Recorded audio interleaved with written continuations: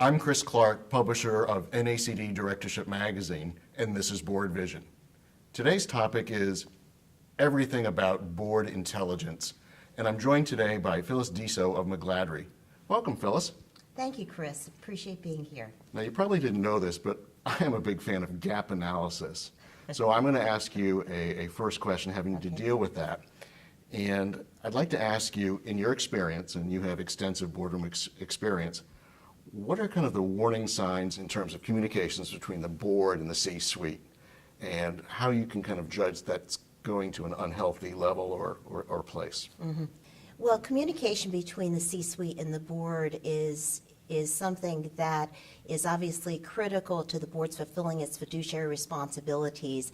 And it's an interesting paradigm because it's really asking, how do we know what we don't know? And so what are the warning signals? And while not meant to be all-inclusive, I'm going to provide 3 questions that I think might be relevant for boards to ask. One is, have you been surprised? Now, we all have experienced surprises, and we all know there's a level of unpredictability in business today. But that lag analysis when an unexpected event occurs is really critical. And so why did that surprise occur? And if there's a pattern of surprises, the board may not be receiving the information it needs to make informed decisions. Second, are your meetings overly scripted? The best meetings come from healthy dialogue, and it's often in that dialogue that directors identify the nuggets of information that they need to make good decisions. And if that agenda is scripted and there's little time for dialogue, then I'm not sure you're always getting the information you need. And finally, and I hate to use something as amorphous as this relationship, is the relationship between the lead director of the chair of the committee and the CEO or the C-suite officer, is it robust? Is it fulsome? Is there dialogue outside of the boardroom? And if there's not, I once again question if you're getting all the information that you need. Phyllis, I really loved those 3 key questions, and we actually heard yesterday at our conference that every CEO, even the best one, has flaws. And it is really the board's job to help that CEO, him or her, with those flaws. Mm-hmm. And that leads me to my next question to you. And again, this is always based on your extensive boardroom experience. And again, it's a very tough question.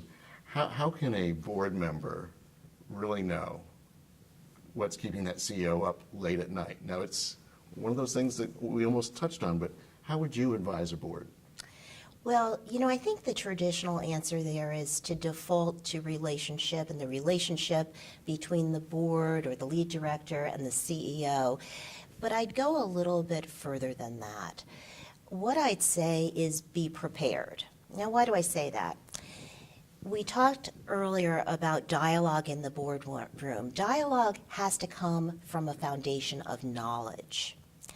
And if you're really going to understand what the CEO is thinking, the CEO should not be spending time educating board members on what are foundational items.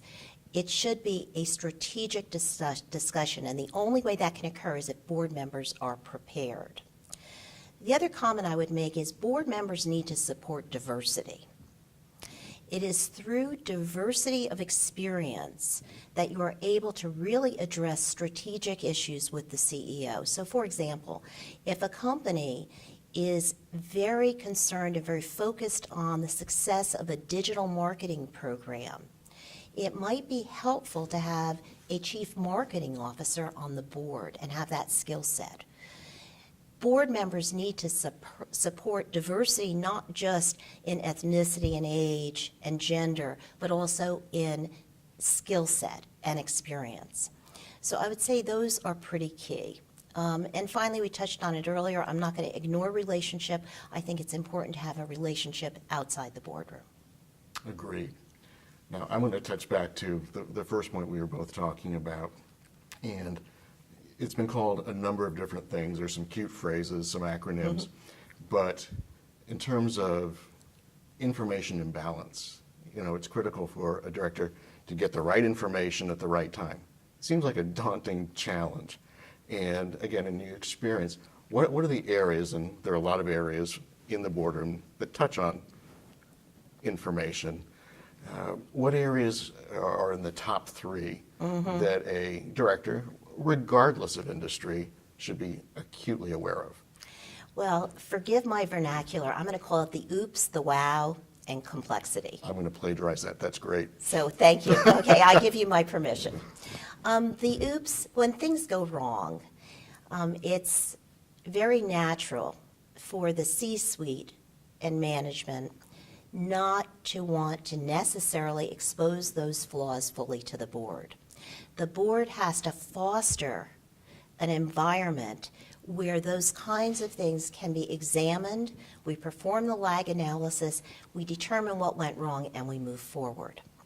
There's the wow. The wow, mergers and acquisitions.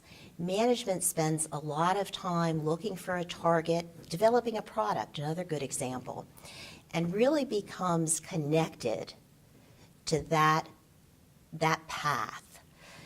Sometimes that influences the way it's presented to the board.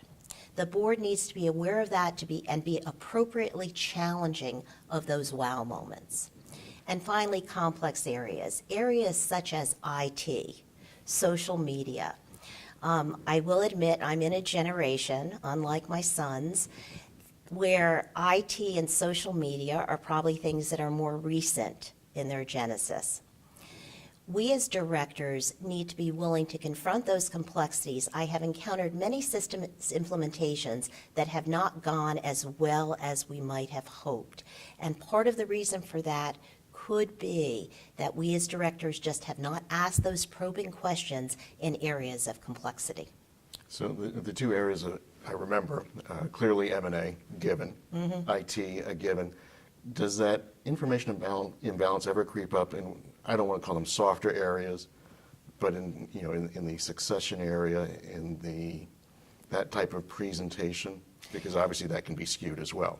I think that's a great question, Chris, because what happens today is we have so much to focus on, so many complex risks to manage.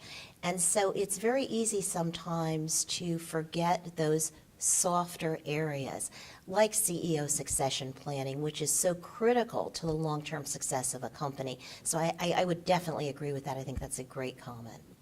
Thanks, Phyllis. On behalf of NACD, Phyllis Deiso and McGladrey, and myself, this is BoardVision.